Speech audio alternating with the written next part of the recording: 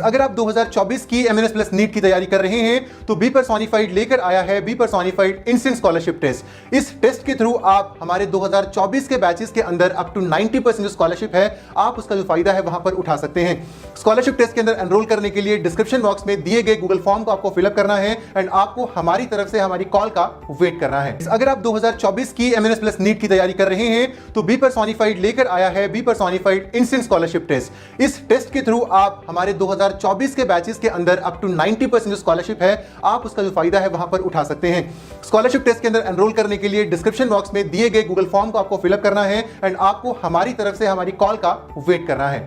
Hello students, मैं हूं doctor Rishabh और मैं हूं आपका बायोलॉजी टीचर। तो मैं आज आपके साथ डिस्कस करूंगा कि बायोलॉजी में नीट आप मैक्सिमली कैसे स्कोर कर पाएंगे। तो बीइंग अ डॉक्टर मेरे से ज्यादा आपको कोई नहीं बता पाएगा कि बायोलॉजी में कहां से क्वेश्चन आने वाला है। तो देखिए, मैं कुछ चीजों को यहां पर डिस्कस करूंगा इस वीडियो में और कुछ चीजों को हम डिस्कस कर रहे होंगे जब आप हमारे पास उस क्रैश कोर्स में एनरोलमेंट ले लेंगे। तो आपको मैं कुछ स्पेसिफिक चैप्टर्स आपको यहां पर कोट करने वाला हूं जहां से आपके 4 नंबर के क्वेश्चन बनने की पूरी संभावना रहेगी।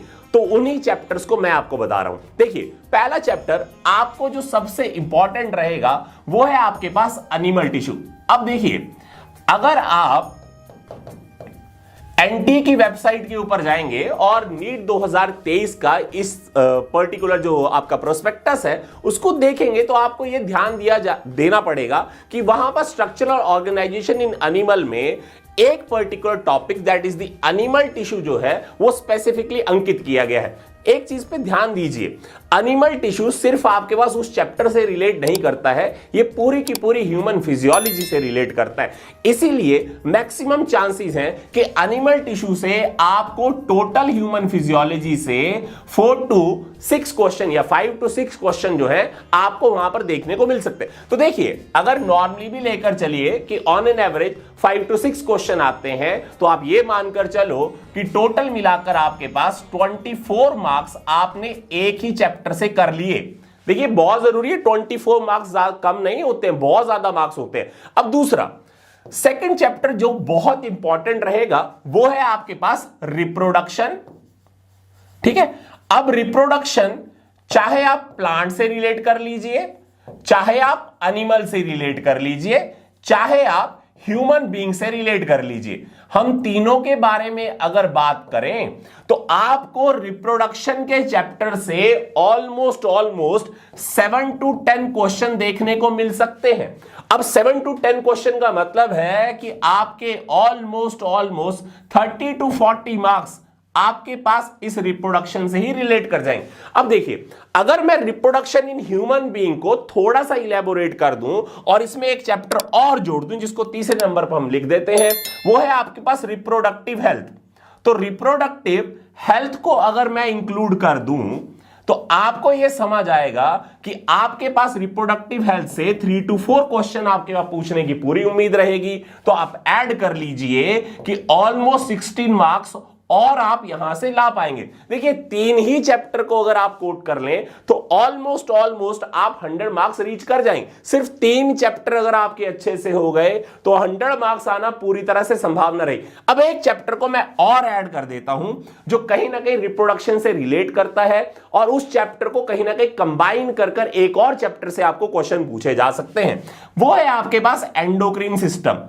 तो देखिए, अगर एंडोक्रीन सिस्टम को आपने अच्छे से पढ़ लिया या केमिकल कोऑर्डिनेशन को अगर अच्छे से पढ़ लिया तो एंडोक्रीन सिस्टम से मिलाकर रिप्रोडक्शन के अगर क्वेश्चंस देखे जाएंगे तो ऑलमोस्ट एंडोक्रीन सिस्टम से 4 to 5 क्वेश्चन एवरी ईयर पूछे ही जाते। ऑन एन एवरेज अगर आप देखेंगे तो 3 question every year endocrine system से पूछे जाते हैं। लेकिन पिछले कुछ समय का ट्रेंड ऐसा है कि इस पर्टिकुलर चैप्टर को रिलेट कर रिप्रोडक्शन से पूछा जा रहा है। तो यह चीज भी ध्यान दीजिए कि अगर 4 to 5 क्वेश्चन या इस चैप्टर को अगर आपने अच्छे से कर लिया, उन टॉपिक्स को अगर अच्छे से कर लिया जहां से ये 4 से 5 क्वेश्चन आपके बन सकते हैं, तो आप फिर से ध्यान दीजिए ऑलमोस्ट आप 20 मार्क्स यहां से स्कोर कर लेंगे।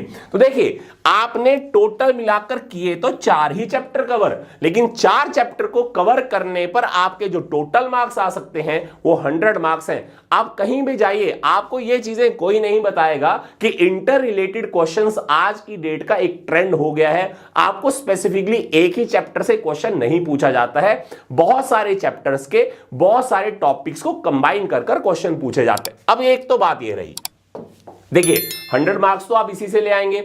अब आप ह्यूमन फिजियोलॉजी का कुछ स्पेसिफिकली चैप्टर्स को उठाने की कोशिश करिए। जैसे आपके पास डाइजेस्टिव सिस्टम, देखिए डाइजेस्टिव सिस्टम से ऑलमोस्ट एवरी ईयर आपके पास 3 to 4 क्वेश्चन आपको पूछे ही जाते हैं। तो डाइजेस्टिव सिस्टम को अगर देखें तो आप ऑलमोस्ट 14 to 16 मार्क्स यहां पर स्कोर कर सकते हैं। इसके अलावा देखिए, अगर आप रेस्पिरेटरी सिस्टम को डील करते हैं, रेस्पिरेटरी सिस्टम, तो एवरी ईयर रेस्पिरेटरी सिस्टम से on an average 3 to 4 question फिर से पूछे जाते हैं। मीन बाय 16 मार्क्स स्कोर करने की यहां पर भी टेंडेंसी रहेगी ही रहेगी। तीसरा देखिए सर्कुलेटरी सिस्टम, सर्कुलेटरी सिस्टम से भी एवरी ईयर आपके पास 3 to 4 क्वेश्चन पूछे ही जाते हैं। मीन बाय ऑलमोस्ट 16 मार्क्स यहां से भी बन सकते हैं। इसके अलावा देखिए एक और चैप्टर आती है, that is the nervous system. तो नर्वस सिस्टम को अगर आप इंटर रिलेट कर लें एनिमल टिश्यू के साथ में, क्योंकि एनिमल टिश्यू का भी कुछ हिस्सा यहां से पूछा जाता है, दैट इज या न्यूरोनल कंडक्शन के बारे में पूछ सकता है, न्यूरॉन के बारे में पूछ सकता है। तो यहां पर अगर आप देखें तो nervous system plus animal tissue से जो रिलेट कर क्वेश्चन पूछे जा सकते हैं, दैट इज 4 to 6। आपके पास ऑलमोस्ट 24 मार्क्स जो है वो आप यहां से फेच कर सकते हैं। अब इसके अलावा देखिए, इसके अलावा आपको एक चीज पर ध्यान पूरी तरह से फोकस करना है, वो है आपकी सेल बायोलॉजी। देखिए किस चीज के ऊपर फोकस करेंगे, वो है आपकी सेल बायोलॉजी के जो 2 चैप्टर्स हैं, जहां पर सेल ऑर्गेनेलिज और सेल डिवीजन के बारे में फोकस करना है। तो ध्यान दीजिएगा, सेल ऑर्गेनेली जो आपके पास चैप्टर है, सेल ऑर्गेनेली से almost every year 4 to 5 question आपके पूछे जा रहे हैं। और जो सेल डिवीजन वाला आपके पास चैप्टर रहेगा, जहां पर माइटोसिस और मियोसिस को डिस्कस करते हैं, मेरा यह मानना है पिछले 3 या 4 वर्षों से लगातार इस चैप्टर को आपका एग्जामिनर पूरी तरह से फोकस कर क्वेश्चन पूछ रहा है। और ये वाला जो आपके पास चैप्टर है, दैट इज सेल ऑर्गेनेली वाला, यहां से क्वेश्चन आपको अब कम ट्रेंडिंग में नजर आएंगे। तो cell division, that is mitosis और मियोसिस में आपके पास किस तरह से चीजें होती हैं, उसको बहुत अच्छे से पढ़िएगा। सेल साइकिल को बहुत अच्छे से पढ़िएगा। तो आप देखेंगे पिछले 3 से 4 वर्षों के अंदर 4 से 6 क्वेश्चन आपको यहीं से देखने को मिलेंगे। तो आप समझ लीजिए ऑलमोस्ट आपके पास 24 मार्क्स यहां से भी बन सकते हैं। और अगर मान लीजिए यहां से थोड़ा कम भी पूछ लेगा, ऑन एन एवरेज 3 क्वेश्चन भी पूछेगा, तो आप देख लीजिए 12 नंबर आपके यहां पर भी बनते हुए नजर आएंगे। देखिए बहुत इंपॉर्टेंट है, अगर आपको सेल बायोलॉजी आ जाए तो ऑलमोस्ट आपके पास 40 नंबर आपके पक्के हो जाएंगे। तो देखिए पिछले जितने मैंने चैप्टर आपको बताए, आप समझ कर चलिए, आप 200 मार्क्स से लेकर 250 मार्क्स के बीच में पूरी तरह से स्कोर करने के लिए कहीं ना कहीं पूरी तरह से प्रिपेयर हो जाएंगे। अब रही बात कि 300 मार्क्स तक आप कैसे पहुंचेंगे, तो उसके लिए मैं आपको 2 चीजें बताऊंगा। आपको वही करनी है, इसके अलावा और नहीं करनी है। देखिए एक आपको करना है, वो है कॉकरोच को अच्छे से पढ़ लेना है। आप देखेंगे कि कॉकरोच से आपको ऑलमोस्ट 1 to 2 क्वेश्चन हमेशा नजर आएंगे। तो मानकर चलिए आपने 8 मार्क्स तो यहीं से स्कोर कर लीजिए। एक टॉपिक पढ़ा है, लेकिन टॉपिक सिर्फ आपने पढ़ा कॉकरोच की डिटेल, चाहे वो मॉर्फोलॉजी हो चाहे एनाटॉमी हो, आपको 8 मार्क्स यहीं से बनते हुए नजर। चलिए मान लेते हैं 8 मार्क्स भी ना बने, एक क्वेश्चन तो आपका पक्का है, वो आपके पास 4 नंबर है। अब आपको एक काम और करना है, जो आपको करना है एनसीईआरटी का एक स्पेसिफिक चैप्टर जो आपको एनसीईआरटी से ही डील करना है। वो चैप्टर है आपके पास एनिमल किंगडम। याद करके चलिएगा, एनिमल किंगडम को आपको बिल्कुल भी किसी भी रेफरेंस बुक से नहीं पढ़ना है। क्यों? उसका कारण यह है कि आपके जो सिलेबस के अंदर आपके पास कहीं से क्वेश्चन आने का जो पैटर्न है वो एनसीईआरटी ही ड्रिवन हो सकता है। इसीलिए एनिमल किंगडम अब इटसेल्फ एक ऐसा चैप्टर है जो आपको सिर्फ एनसीईआरटी से पढ़ना चाहिए, रेफरेंस बुक बिल्कुल नहीं पढ़नी चाहिए। और याद करके चलेगा इस एनिमल किंगडम से almost 3 to 4 question every year पूछे जाते हैं। अब चाहे वो मान लीजिए कॉकरोच आप स्पेसिफिकली पढ़ रहे हैं, वो एनिमल किंगडम से आर्थ्रोपोडा से भी पढ़ा जा सकता है, तो ये भी ध्यान दीजिएगा। अब आपके पास ऑलमोस्ट यहां से कितने नंबर बन सकते हैं, दैट इज 16 मार्क्स यहां से भी आ सकते हैं। अब मान लेते हैं एनिमल किंगडम के साथ मैं एक चैप्टर और जोड़ देता हूं। अब क्यों जोड़ेंगे, क्योंकि वहां पर उस चैप्टर के अंदर कहीं ना कहीं एनिमल किंगडम से रिलेटेड कहीं ना कहीं कुछ चीजें अवेलेबल हैं। जैसे आप एक चैप्टर को जोड़ दें, that is structural organisation in animals, structural organisation in animal, इस वाले चैप्टर को जोड़ दो एक, और दूसरा एक चैप्टर और जोड़ दो, that is strategies for enhancement in food production, strategies for enhancement in food production. अब देखो आपके पास चैप्टर तो मैंने बहुत सारे लिख दिए यहां पर, लेकिन याद करके चलिएगा मैंने फिर से कोट ये किया है 3 से 4 ही क्वेश्चन बनेंगे, चाहे वो एनिमल किंगडम से पूछ ले, चाहे वो इंटर रिलेट कर दे क्वेश्चन को स्ट्रक्चरल ऑर्गेनाइजेशन से, चाहे इस पर्टिकुलर चैप्टर को इंटर रिलेट कर दे strategies for enhancement in food. Total मिलाकर क्वेश्चन का नंबर यही रहेगा, ये वेरी नहीं होने वाला है, रहेंगे आपके पास मैक्सिमली 16 मार्क्स जो यहां से बन सकते हैं। लेकिन एक और चीज के ऊपर फिर से ध्यान आकर्षित करूंगा, वो है आपके पास strategies for enhancement in food production का चैप्टर। अगर आप उसको जेनेटिक्स से रिलेट कर लें, ठीक है, किससे रिलेट करना है, जेनेटिक्स से, और कहां से, वो भी आपके पास principle of inheritance, principle of inheritance को अगर आप देखकर चलें और उस चैप्टर को अगर अच्छे से कर लें, और उसमें भी क्रॉसिस के ऊपर पूरा पक्का से ध्यान दीजिएगा, और क्रोमोसोमल और जो आपके पास डिसऑर्डर्स हैं, जीन डिसऑर्डर्स हैं, उनको बहुत अच्छे से करिएगा। क्योंकि देखिए क्रॉसिस से अगर क्वेश्चन नहीं पूछा तो आपको डिसऑर्डर से क्वेश्चन पक्का देखने को मिलेगा। और उसी के साथ में strategies for enhancement in food production के अंदर जो जो आपके पास कंसेप्ट आते हैं वो जेनेटिक्स से रिलेटेड होते हैं, चाहे वो इन ब्रीडिंग है, चाहे वो आउट ब्रीडिंग है, वो आपके पास जेनेटिक्स का हिस्सा भी है, चाहे म्यूटेशनल ब्रीडिंग है, वो भी आपके जेनेटिक्स का ही हिस्सा है। तो याद करके चलिएगा जेनेटिक्स का ये पर्टिकुलर जो पोर्शन है that is principal of inheritance, every year 4 to 5 question आपको यहां से देखने को मिलते हैं। मीन बाय आपके पास 20 मार्क्स यहां तक भी बन जाते हैं।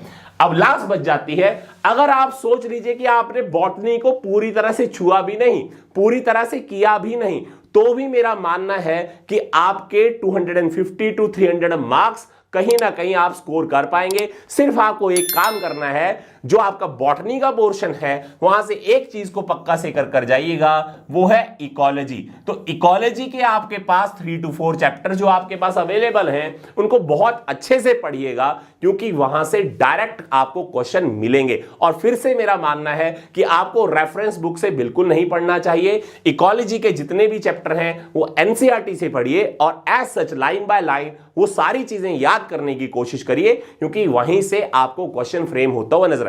अब आप पूछेंगे कि इकोलॉजी से सर कितने क्वेश्चन आ सकते हैं, तो देखिए पिछले आपके पास 3 से 5 साल का जो ट्रेंड है, इकोलॉजी का वेटेज आपके पास बढ़ाया जा रहा है।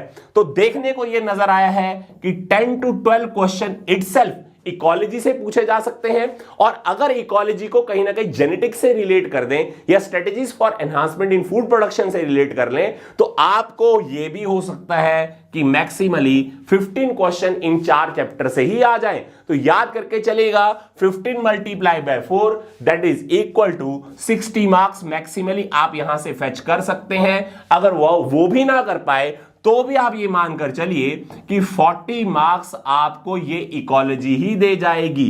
हां, आपको ये सोचने में लग सकता है कि सर बॉटनी तो हमने बिल्कुल टच नहीं की। मेरा मानना पहले से ही ये रहा है कि आपको इकोलॉजी के ऊपर ज्यादा फोकस करना चाहिए।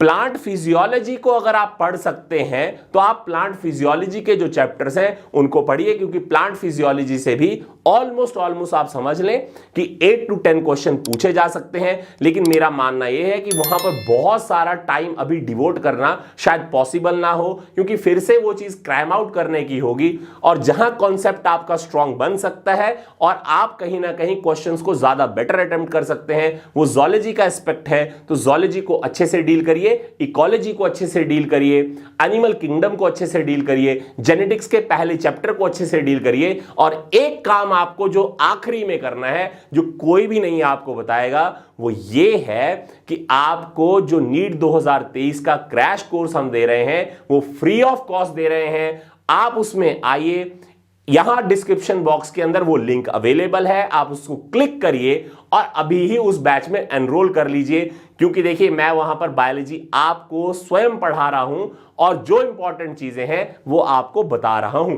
एक बात और पे स्पष्टता से ध्यान कर चलिएगा, वो ये है, कोई आपको यह नहीं बताएगा कि रेफरेंस बुक के अंदर जो पहले 15 से 16 पेजेस होते हैं उसके अंदर जो आपकी एब्रीविएशंस है, एब्रीविएशन से भी आपको क्वेश्चन मिल सकता है। जैसे एक मैं आपको चीज बताता हूं, आपने थोड़े दिन पहले एक क्वेश्चन के बारे में पढ़ा होगा, वो नीट के अंदर बहुत बार पूछा गया, दैट इज जीईएसी के बारे में। देखिएगा, जीईएसी की जो फुल फॉर्म है उसके ऊपर पूरी तरह से डिबेट है आज भी, लेकिन हमें तो एनसीईआरटी फॉलो करनी है।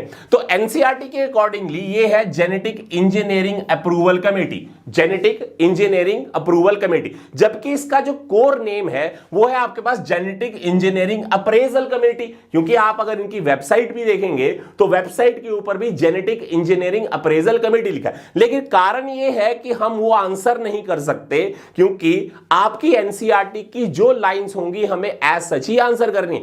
इसीलिए आपका एक ध्यान आकर्षित करना चाहूंगा, जो आपके पास 2020 की रेफरेंस बुक्स आपके पास अवेलेबल है और जो वहां पर अपडेशंस हैं उन्हीं अपडेशंस को फॉलो करिए, क्योंकि एनसीईआरटी अभी नई रीप्रिंटेड वर्जन अवेलेबल नहीं है। जो आपके पास 2020 और 21 में रीप्रिंट हुआ है वही हम फॉलो कर रहे हैं और उसी के अकॉर्डिंगली हम आंसर्स करते हैं। इसीलिए आपको किसी और चीज के ऊपर बिल्कुल मूव नहीं करना है। एक काम आपको और करना है, जितने भी साइंटिस्ट आपके पास जेनेटिक्स में आते हैं और दूसरा सेल ऑर्गेनेली वाले चैप्टर्स के अंदर अवेलेबल है, बायोमोलिक्यूल में जो आपके साइंटिस्ट लिखे गए हैं, उन पर्टिकुलर साइंटिस्ट की क्या क्या कॉन्ट्रीब्यूशंस हैं, कौन कौन से ईयर में उन्होंने वो एक्सपेरिमेंट किए, किन किन चीजों के ऊपर वो एक्सपेरिमेंट किए, चाहे वो प्लांट्स थे या एनिमल थे, उनके नाम, biological name, zoological name, botanical name, उनके कॉमन नेम तक आपको याद होने चाहिए, क्योंकि वहां से एक या दो क्वेश्चन आपके बनते हुए आपको नजर आएंगे। तो देखिएगा, ये इतनी सारी जानकारी मुझे लगता है मोर देन इनफ रहेगी अगर आप बायोलॉजी के अंदर 300 नंबर स्कोर करना चाहते हैं। देखिए, आर्बिट्रली ये हो सकता है कि आप प्लस माइनस 40 to 30 मार्क्स हो जाएं, हो सकता है बढ़ भी जाएं, ऐसी भी कोई बात नहीं है। क्योंकि जब 2021 का पेपर हुआ था तो पूरी बायोलॉजी का जो पेपर था वो ऑलमोस्ट 21 चैप्टर से ही पूछ लिया गया था। आपके पास ये समझ लीजिए कि वहां पर ऑलमोस्ट जो 18 to 17 चैप्टर थे वहां से क्वेश्चन पूछा ही नहीं गया। लेकिन फिर भी मेरा मानना यह है कि इंटर रिलेटेड जब क्वेश्चन पूछे जाते हैं तो कहीं ना कहीं चैप्टर्स को इग्नोर किया जा सकता है। स्वयं आपके साथ हूंगा, मेंटर कर रहा हूंगा, बीइंग अ डॉक्टर मुझे मालूम है कि क्वेश्चन किस तरह से टैकल करना है, कहां से क्वेश्चन आ सकते हैं। मैं और विशाल सर आपकी प्रिपरेशन पूरे उसी हिसाब से करा रहे होंगे। तो आइए, एनरोल करिए। और अगर आप में से कोई ये चाहता है कि आपको डॉक्टर बनना है और एएफएमसी जाना है तो याद करके चलिएगा, हमने अतिरथ 2024 का जो बैच है उसकी एनरोलमेंट स्टार्ट कर दी है। उसका भी डिस्क्रिप्शन बॉक्स में लिंक है, या यहां पर जो स्क्रॉलिंग हो रही है यहां पर भी जो नंबर है आप इन पे भी कॉल कर सकते हैं। हमारे इंस्टीट्यूट के जो कॉलर्स हैं आप उनके साथ बात कर सकते हैं और वो आपको पूरी तरह से समझा देंगे कि किस तरह से आपको एनरोलमेंट्स लेनी है। तो इसी के साथ आपसे विदा लूंगा और कोशिश करिए कि आप एनरोलमेंट्स पक्का करा लीजिए। तो थैंक यू वेरी मच। अगर आप 2024 की एमएनएस प्लस नीट की तैयारी कर रहे हैं तो बी पर्सोनिफाइड लेकर आया है B personified instant scholarship test. इस टेस्ट के थ्रू आप हमारे 2024 के बैचेस के अंदर अप टू 90% स्कॉलरशिप है, आप उसका जो फायदा है वहां पर उठा सकते हैं। स्कॉलरशिप टेस्ट के अंदर एनरोल करने के लिए डिस्क्रिप्शन बॉक्स में दिए गए गूगल फॉर्म को आपको फिलअप करना है एंड आपको हमारी तरफ से हमारी कॉल का वेट करना है। अगर आप 2024 की एमएनएस प्लस नीट की तैयारी कर रहे हैं तो बी पर्सोनिफाइड लेकर आया है है B personified instant scholarship test. इस टेस्ट के थ्रू आप हमारे 2024 के बैचेस के अंदर अप टू 90% जो स्कॉलरशिप है आप उसका जो फायदा है वहां पर उठा सकते हैं।